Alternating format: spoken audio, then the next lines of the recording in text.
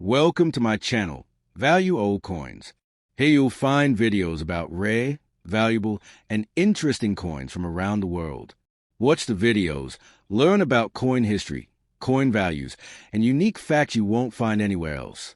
Don't forget to like, share, and subscribe to support the channel.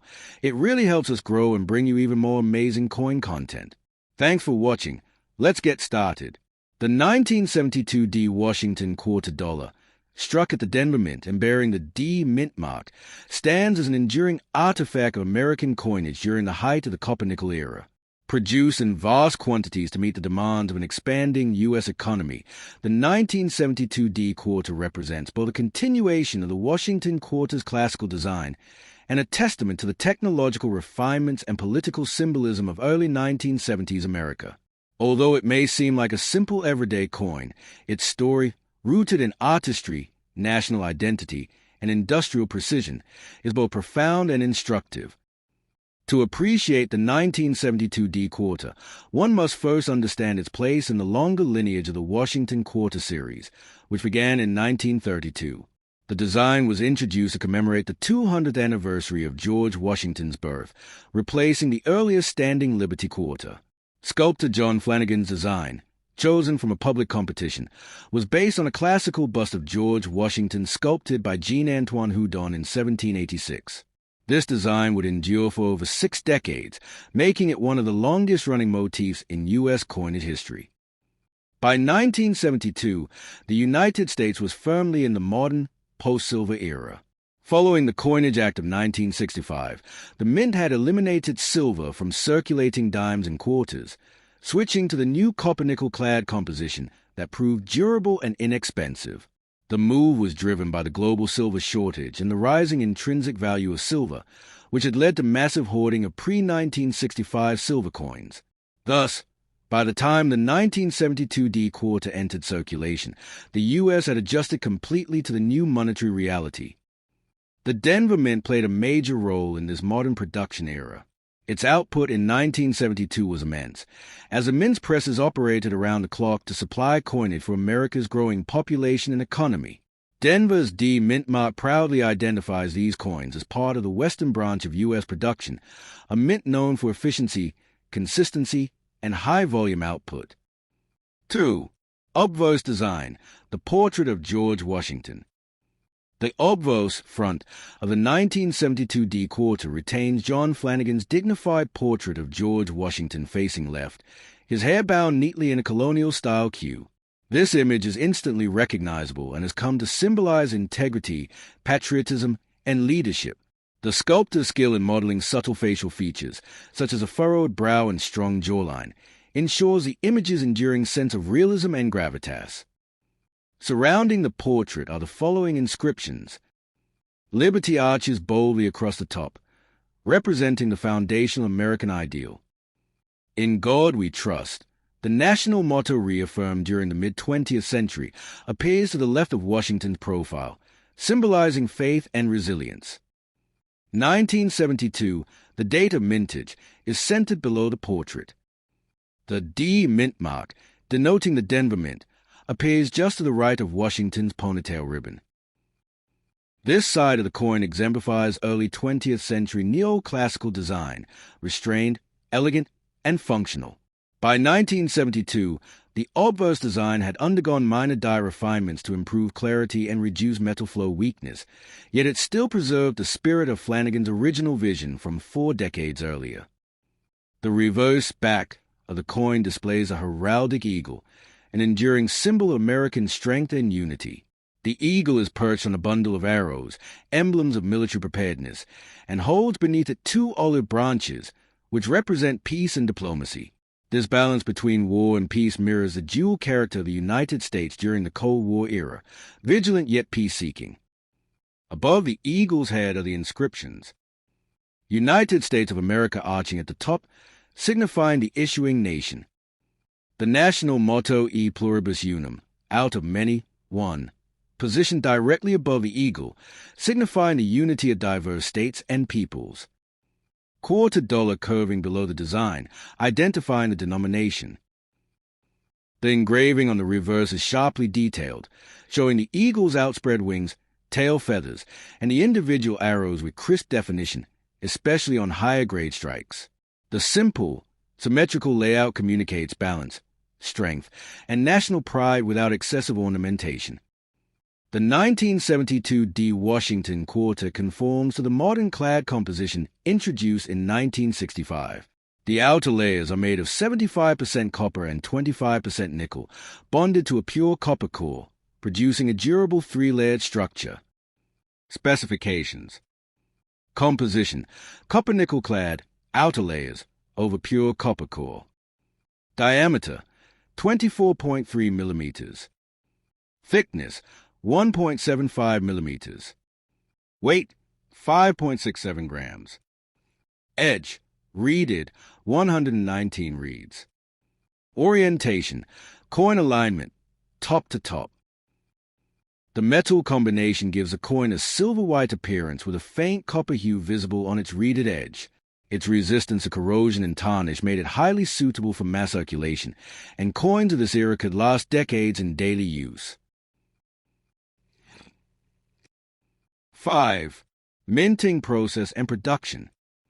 The Denver Mint in 1972 produced an estimated 311,067,732 Washington quarters, an enormous output reflecting both technological advancement and economic demand. The production process began with the creation of blank copper discs, which were later clad with nickel layers and cut into planchets. These planchets were then washed, annealed, heat-treated, and polished before entering the coining presses. Each coin was struck under high pressure between two engraved dies, one for the obverse and one for the reverse. The precision machinery ensured consistent relief and detail, though variations occurred as dies wore down from repeated use. After striking, coins were automatically ejected, inspected, and bagged in massive quantities for shipment across the western and central United States. Although the 1972 D quarter was not known for any major varieties like double dies, a number of minor die anomalies and striking errors have been identified by collectors.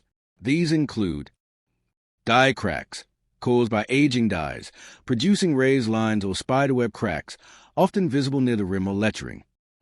Cuds, small raised blobs of metal from die breaks, usually near the edges. Off-center strikes, coins struck outside proper alignment, causing partial designs. Clip planchets, curved or straight edge clips due to planchette punching errors. Weak strikes, common in the 1970s, often due to slightly worn dies or insufficient striking pressure. While these varieties are typically minor, they hold interest for error collectors and can fetch premiums depending on rarity and aesthetic appeal. The value of a 1972 D quarter depends largely on condition and grade. Because of its huge mintage, most examples found in circulation today are worth only face value 25 cents. However, uncirculated coins and those with exceptional mint luster can be of greater numismatic interest. The United States of America $quarter 1979 is one of the most iconic circulating coins of the late 20th century, bearing the dignified portrait of the nation's first president, George Washington. Struck by the USMint in 1979, this coin belongs to the long-running Washington Quarter series, which began in 1932 to commemorate the 200th anniversary of George Washington's birth. The 1979 quarter represents a fascinating period in American coinage history, bridging the post-silver era of the 1960s and the modern clad coinage period that continues today. This detailed account will explore its design, composition, mint marks, historical background, mintage figures, and numismatic significance in a richly descriptive and informative narrative. The Washington Quarter was first introduced in 1932, replacing the standing Liberty Quarter. It was originally designed as a one-year commemorative coin, but became so popular that it was adopted permanently. By 1979, the Washington Quarter had been in continuous production for nearly half a century. This was a time of economic uncertainty, with inflation, the energy crisis, and rising metal costs influencing the nation's monetary system. The U.S. Mint had transitioned away from silver a decade earlier, in 1965, due to the rising cost of the metal, replacing the 90% silver content with a copper-nickel-clad composition. Thus, The 1979 quarter continued this clad format, which was durable and cost-effective for mass circulation. The obverse front of the 1979 Washington quarter features a striking left-facing bust of George Washington, modeled from Jean-Antoine Houdon's 18th century sculpture of the President. The design was created by sculptor John Flanagan, whose initials JF appear on the truncation of Washington's neck. The word liberty is boldly inscribed above Washington's head, representing one of the core values of the nation. Just below his chin is a motto, "In God We Trust," the official motto of the United States, which has appeared on all U.S. coins since the mid-20th century. Beneath the portrait lies the year 1979, indicating the year of mintage. The simplicity and symmetry of the design, combined with the classical features of Washington's bust, convey both dignity and authority, qualities that have made this coin a lasting symbol of American identity. The reverse back of the coin is equally emblematic, featuring a proud bald eagle perched on a bundle of arrows, its wings spread wide in a display of vigilance and power. Beneath the arrows are olive branches, representing America's desire for peace but readiness for defense. Above the eagle are the inscriptions United States of America and E pluribus unum, the latter meaning out of many, one. This Latin phrase reflects the unity of the diverse states forming one nation. Below the eagle, at the bottom of the design, appears the denomination quarter dollar. The artistry of this reverse side captures the dual nature of America's strength and harmony, making it one of the most recognized reverse designs in modern coinage. By 1979, quarters were struck in the copper-nickel-clad format that began in 1965. The outer layers consist of 75% copper and 25% nickel, bonded to a pure copper core.